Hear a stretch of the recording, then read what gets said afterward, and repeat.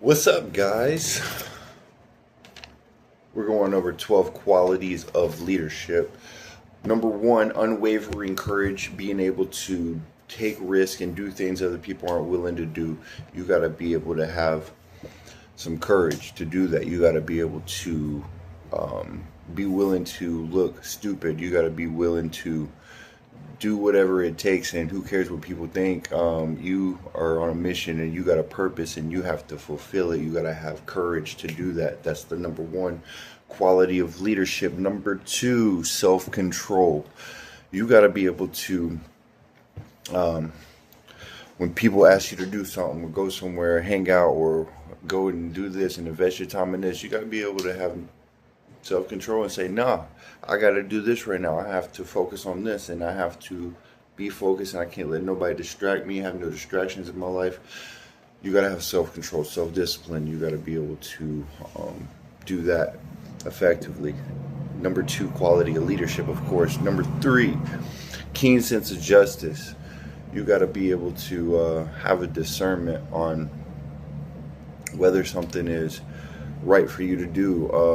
A little bit of common sense to know, like, is this right or is this wrong? Like, you got to be a good person and do the right thing, have character, have integrity when no one's watching. What kind of person are you? What kind of decisions are you making? Because everything that's done in the darkness eventually comes to the light.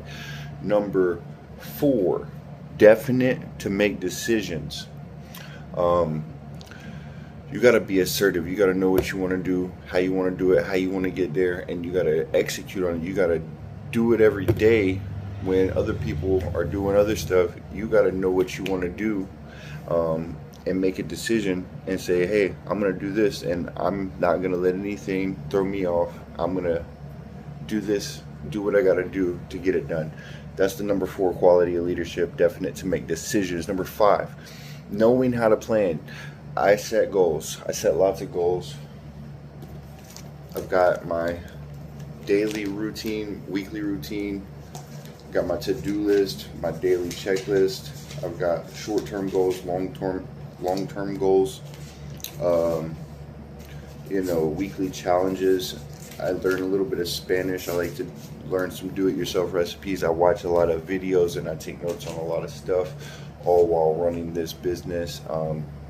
You got to know how to plan. You got to know how to make stuff happen and set new goals and keep evolving, keep growing and personal developing as a human being. It's key for quality of a leadership. Knowing how to plan. Number six, doing more than what you get paid for.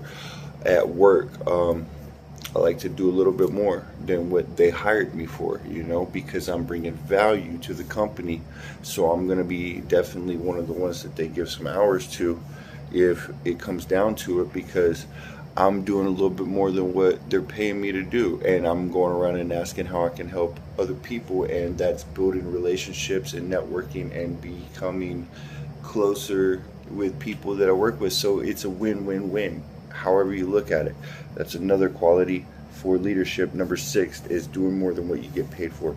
Number seven, you got to have a pleasing personality. You got to have a good vibe. You got to have,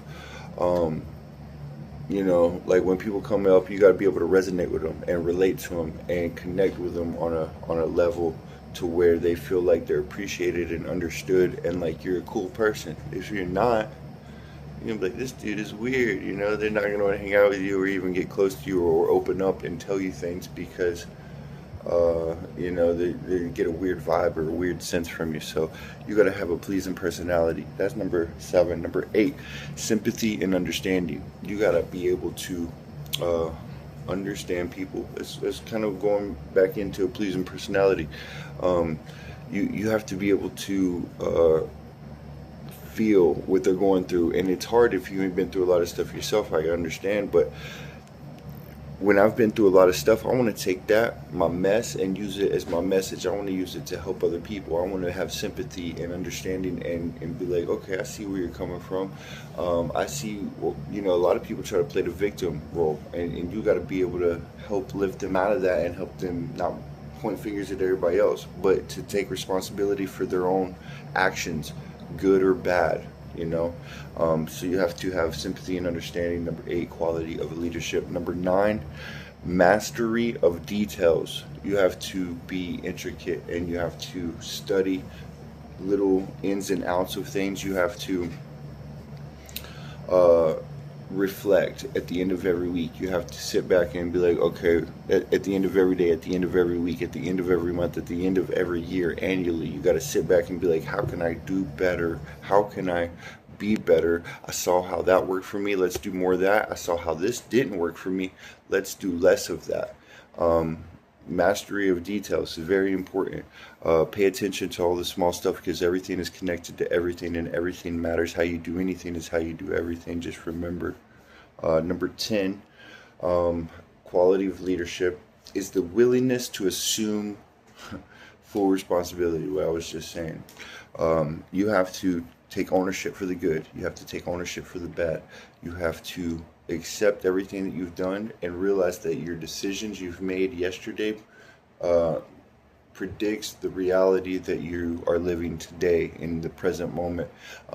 Right now, all the decisions you've made up until now is why you're living the way you are right now.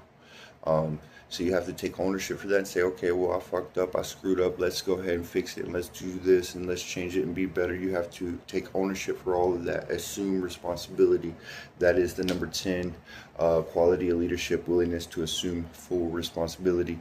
2 more, we got number 11, which is cooperation. You have to cooperate with people. You have to learn to work in a team. You got to learn to work with other people. People want to just do it all by themselves, and it's impossible sometimes to do it all by yourself. You got to make connections and network with people, cooperate with people. You have to understand people and have differences and learn how to overcome them and overcome those obstacles so that you can continue to grow and evolve to reach more people and do whatever you're called to do, your purpose in life, a lot easier because you have help and you have accountability and you got people on your team and on your side to help you do that and achieve those goals. The last one, number 12, quality of leadership is vision. You got to have a vision. You got to be able to see. And a lot of the times, you know, I thought I had the vision, but God downloaded some more to me later on as I got a little bit better and a little bit stronger in areas that 3, 4, 5 years ago I wouldn't have been able to have that vision, or I wouldn't even been able to understand. I would have been confused. But as it came time, he starts downloading some more vision and more revelation to me, and now I can see a little bit better. That's another good quality of leadership. Number 12, vision. You have to know where you want to go, and you have to know what you got to do to get there, and nothing else matters. Cut everything else out, cut everything else off, and just do what you got to do to get to where you want to be. That's called having vision. The number 12 quality of leadership, 12 qualities of leadership.